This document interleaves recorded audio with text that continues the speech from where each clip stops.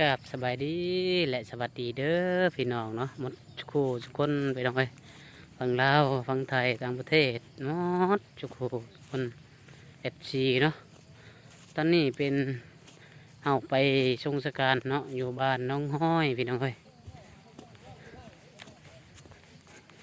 เป็นพี่น้องญาติของนายวาดเพิ่นเนาะนั่นเด้ย่างไปตรงนี้ ญาติออกไปบอลวัดก็ต้องย่าง บนสวัสดิ์นั่นแหละ คนเล็กไปคนเล็ก ญาติบนวัด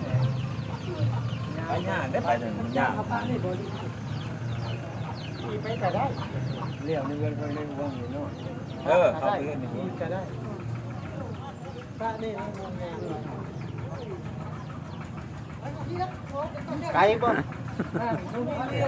ไปโรงเรียนค่อยสิน้ำเลี้ยวลุกนี่นะลุกผมเคยไปจะเกิดบ่ไกลนะ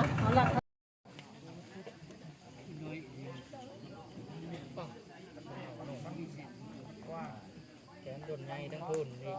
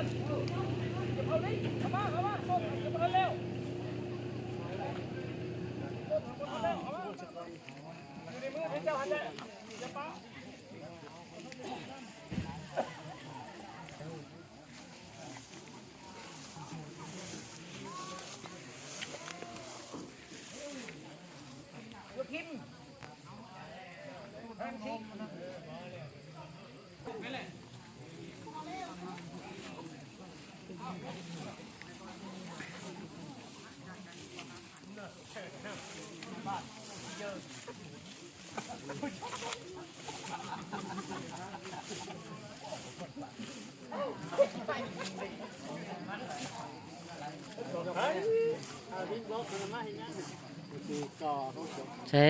บอลรอเลยแต่เนี่ยประเทศจะหยุด ต้องมีดินบล็อกข้างในบ่ อันเดียว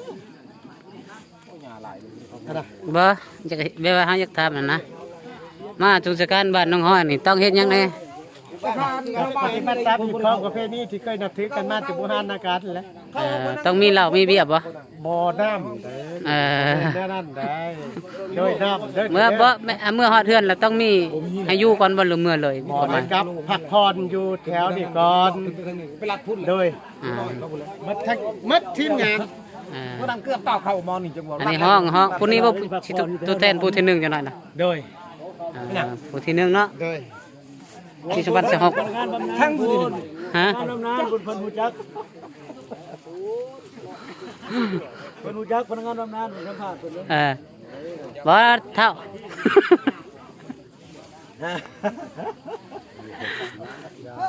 ตัวพนักงานมันนานแน่ ผู้เช่าสอนบอกโอ้ย งานสำเร็จหน้าที่ ห้องผู้เช่าสอนบอก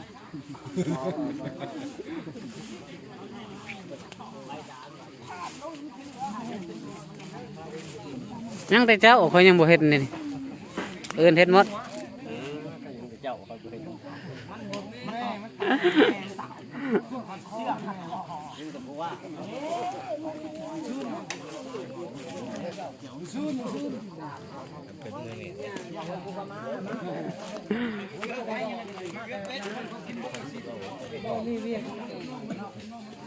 มีฮอดน้ำเนาะบ้านปีศาจอยู่บ้านน้องหอยนี่มีฮอดน้ำเลยคนแต่ละบอนบ่ได้มีเลยมีแต่บ้านชาตินี่แหละมีน้ำ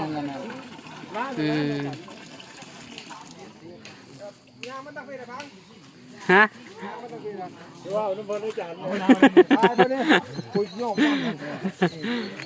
เห็นหมดนั่นวิธีการยุบน้ำท่านพ่อโรงเรียนน้องห้อยกับมาเนาะผมป้าดอกป้าจุชน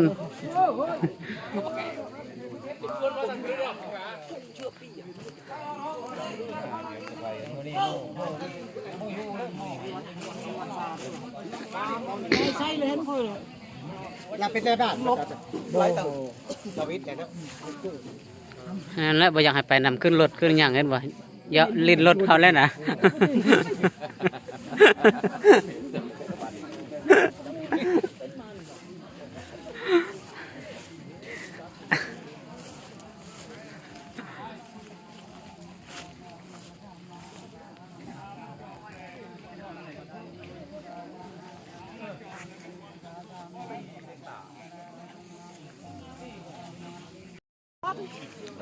พิ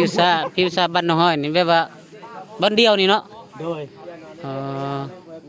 บ่มีคือบ้านอื่นเนาะ บ่เป็นที่จุดเดียวนี่แหละ อืมต่อไปแล้วเพิ่นสิได้ก่อเนาะเฮ็ดเตา โดย บ่มีดินบอกมีบ่สร้างก่อนน่ะ แม่นนี่แหละ